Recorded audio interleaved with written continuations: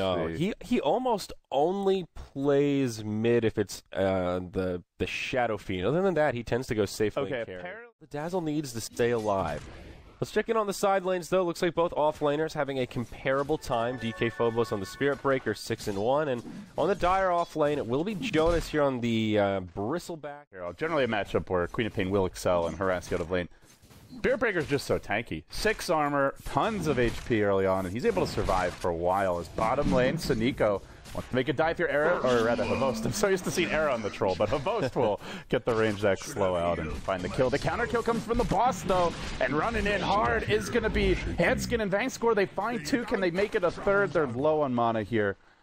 Jonas does not have his man. Some 5-man sooner rather than later. You want to knock down some towers, or even just do a 4+1 to make some space for Havost. That's where the mech is really, really potent. It does make the Shadow Fiend very tanky in these early. Yeah, and they don't have like and they have good burst, but there's not that many stuns on their team, so they're going to have trouble preventing him from getting off the mech. Down bottom. My, oh my, the Bristleback. It's just non-stop aggression. Phobos used the Nether Strike for that. They set up an easy kill. Fissure almost blocks out Saneko, and he's going to go down. Gets silenced, and Sonic Wave with an auto attack is enough for the kill. Era eyeing up vanskor. He wants it, but he won't go for it. Low on mana. They have a Stick Void, still low on mana. He gets bashed under tower. Handsken will end up getting turned on. Whoa. What a play there by Havost. Oh, unfortunate. Handsken, he had the 1 stick charge. He popped it, and he was down to 6 mana short. Wow, Na'Vi are really turning up the heat here, LD. High-octane play coming out from the raid. And IP right now, so I think Na'Vi have to feel like they're in excellent shape. If it goes late, like I said, I wouldn't have ruled NIP's draft out automatically, but the way this game is developing, they're not really the best comeback lineup.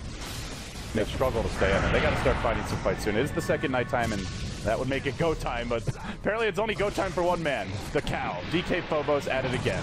Yep, Lich is already dead, but now we'll see the Bristleback maybe in some trouble. He's got a double damager in the ult from Zeus. Gets them all low. vanskor trying to turn and run. Our Dendi will be there with his ultimate, channels it up to make some space, and that will spread apart. NIP opens up for Phobos to go charging on in. The Bristle wants to come back in. Already. Ooh, buyback from the Zeus, though. He's already used his ultimate. Will TP to the tier 1 mid.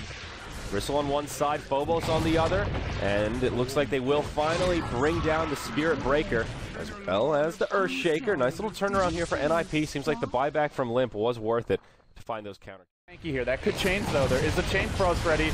Zeus hold online. A lot of magic damage about to come out here from NIP. Havost will be the first man down. Era to follow it up. Saniko dropping low, has a grave. Doesn't even get it off. Just ends up going down. 3 heroes for Na'Vi. Just start to topple like a house.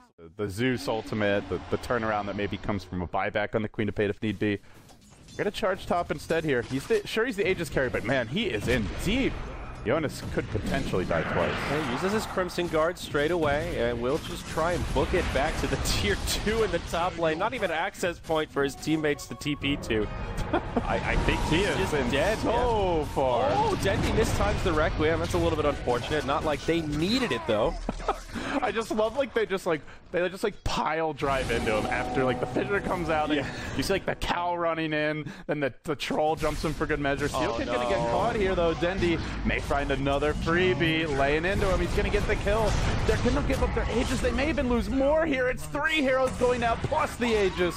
And 2 cores as well. Can Era clean up and turn this? If he gets bashed, he might even die. Oh, Era, you are playing with fire, my friend. That was a strange call from NIP. They ended up picking off the Dazzle off to the side, and then, of course, the Earthshaker that we saw at the tail end. So, well, there's your buyback, Zeus, and that's the end of the mega kill streak for the Shadow Fiend. So, makes it a 3 for 3 with the buyback. This mech, and use all their ultimates as well. They'll just go right into this tier 1, and with Battle Trance, it's pretty damn easy. And now the cow on a little journey through the middle lane. He may get intercepted here, though, by a hasted Bristleback. DkPhobos wasn't ready for this one. He just wanted to charge the Lich, kill him off in the river. Ain't gonna happen. They take him to the slaughterhouse, LD. The Sonic Wave to bring him down. Now Saneko, does he get dove here? No, Jonas does not want to go for it. Instead, down bottom, they try to defend the tier 2. A lot of TPs coming in. They really want to punish Havost, but vanskor lining up for a big Fissure, blocks him out, but Chain Frost will interrupt Havost. Does not stop the Earthshaker, but they get that prize troll, and they defend their tier 2 in the bottom. Na'Vi are just not respecting NIP's. Actually jumping up pretty quickly now, up to about 4K net worth and nearly 7,500 experience. This snowball is rolling and grabbing momentum for NIP as Jonas is the one to grab the Aegis once. Pops the mech and they're still diving. They'll go for this. Seneko, he does have a maxed out grave, but they've got the silence there. One more auto attack ought to do it. They get the kill on the Shadow Priest to get things started. They will pay with their Aegis. Not the greatest trade. The BKB is the item that's going to prevent them from holding this tower. Dendi tries to, though. He wanted to go for a blink out. Yule is not going to be enough to save him in the end. It just sets up for NIP, and they'll end up getting the kill. Now they leap forward with Arrow. Jams in the second kill. Gets vanskor as well. Oh, Dendi, there's no buyback even on the Shaker. They're dead for 30. No. They're 3v5. They may lose racks. They have a glyph, but what's the glyph going to do? Phobos not manly enough to fend this off himself. If he had a BKB, maybe he could charge in and at least have 10 seconds of chaos here in this fight, but he just has an Ogre Club towards the BKB. Now the tier 3 of the mid will go down. Glyph has already been deployed. This will be a lane of barracks. The space count not even in the base. He's split pushing in the top lane, or at least trying to. Ready to charge in if a fight breaks out, but it looks like these barracks will go down way before Dendi comes back to life. The Earthshaker's here. He does have a blink Echo Slam, but NIP get the barracks and they make it out of the base. Not getting ability rune on. He does complete his Scythe of Ice, so now there's a Hex on this Quap, gives her some more kill potential, and, well, is always scary. Eyeing up Phobos, and Era pulling out his calculator here, thinking about it. This is the death of Phobos if he gets caught out, and he will. The Hex to start, the Void to follow. Quapple with the Zeus there as well. An easy takedown for NIP, and they want more. They're going to use the Yules of the Zeus here to set up on vanskor. He gets Grave for now, has an Echo Slam, but really wants to be holding this in case they get sieged in the base. He'll get smacked down by the Bristle. 3 more deaths racked up for Na'Vi, who seem to be just collapsing like a... This could be 2 lanes of Rex. And if they get 2 lanes of Rex this early, almost certainly the game.